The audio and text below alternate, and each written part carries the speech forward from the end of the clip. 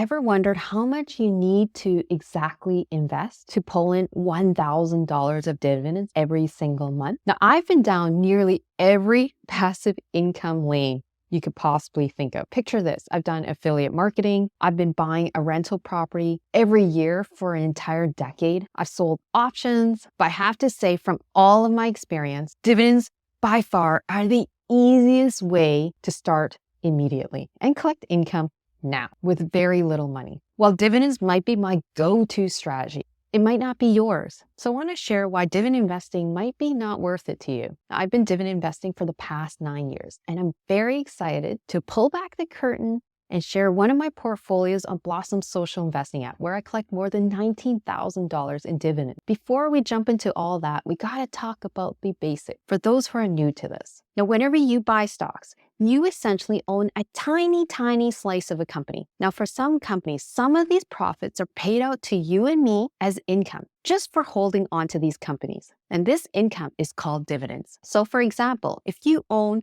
TD Bank stock, ticker symbol TD.TO, and you owned one share of this company, you would collect $3.84 for every share TD Bank stock that you hold. And as a percentage of the price of the stock, this would be equivalent to 4.61%. Now, before I reveal my dividend portfolio on Blossom Social Investing app, I gotta talk about the dangers of dividend investing and why this strategy might not be for you. Number one, dividends are not guaranteed. Now, many companies will do whatever it takes to avoid cutting dividends. But you can see in examples like the pandemic, many companies did cut their dividends because their profits were dwindling. Second part, as enticing as a dividend yield like Algonquin Power, when dividends get cut, the stock price gets plummeted. So you can see examples like Algonquin Power, RioCan, the stock price dropped more than 30%. So sure, there's a chance that these companies will definitely recover over the long term, but just be mindful that this happens. And the most important part for young investors, if you're just starting out in your early 20s and your early 30s and you focus 100% on dividend paying stocks, you could be missing out on a ton of growth. Just think of the companies that have done super well in the past decade. We're talking about Apple, Google, Tesla. That's because these companies grow a lot faster and they reward shareholders with reinvesting their profits back to research and development, back into the business rather than, prioritizing paying income to its shareholders because it has better use of that money to grow their company. So if you're young and you have a long time before you retire and need income, or you're in a situation where you're collecting good income right now and you don't have a use for the extra income that's coming in, it's probably better to invest in growth companies rather than focusing 100% in dividend growth companies. If you're just starting out in your early 20s and your early 30s and you focus 100% on dividend paying stocks, you could be missing out on a ton of growth because with growth companies, the Microsofts, the Googles, the Teslas of the world, you increase your chances of accumulating a lot more capital quickly. Now, as promised, I want to reveal my dividend portfolio on Blossom Social Investing app, which has been instrumental in tracking my progress. The 5 companies that pay me the most in dividends are TD Bank, one of the biggest banks in all of Canada, Fortis, which is a big energy and utility company in Canada, TELUS Corp, one of the biggest telecommunications company. Of course, Royal Bank is there, another big bank in all of Canada, and then Canadian Utilities, which has been newly purchased as of the last 2 months, which is another boring utility company. Now, this is probably the point that you've been all waiting for, which is how much do you need to invest to make $1,000 per month? Now, $1,000 per month is equivalent to $12,000 per year. And if you bought some stocks that had an average dividend yield of 4%, you would need $300,000 to make $12,000 a year. Now, before you get super bummed and super pass on this dividend investing strategy, I want to share an example where you invest a lot less money. The secret sauce is these 2 things.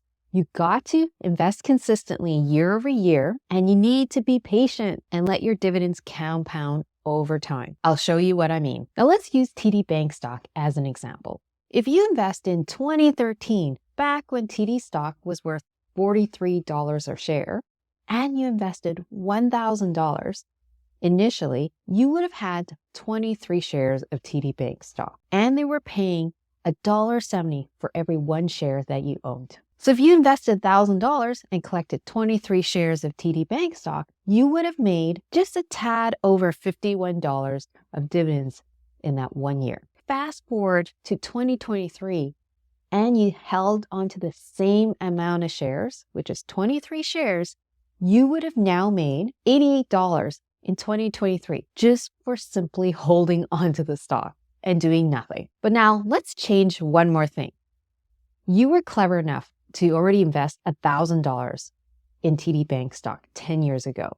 And you also bought 10 shares every single month for the next 10 years, no matter what the price was at that time. Investing 10 shares is about $400 to $500 a month, and you invested consistently year over year. Now, fast forward, in 2023, you would have owned 1,213 shares of TD Bank stock.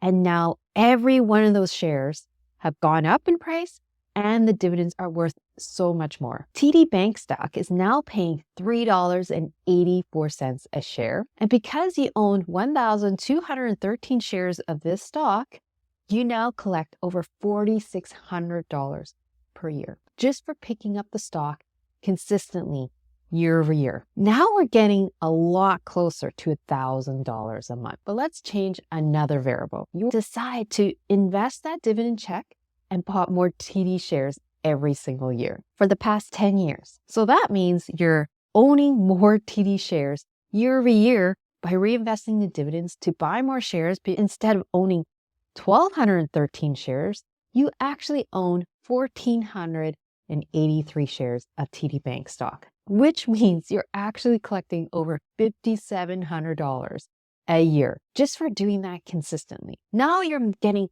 a lot closer to $12,000 a year. And now let's just change one more thing. Let's just say you want to stop putting money into TD Bank stock. So you're not putting in a single dime of your own cash, and you're just letting the dividend checks buy more TD Bank stock. So every year you are now contributing $5,700 that you're collecting from TD Bank stock. Now your dividend wealth snowball is exponentially growing because you are going to earn $12,000 in the next 5 years. And then shortly after that, you'll be able to double that even quicker. That's exponential growth. I forgot to mention that at the end of the 15 years, you're going to own 1,900 shares of TD Bank stock. That is now worth $250,000.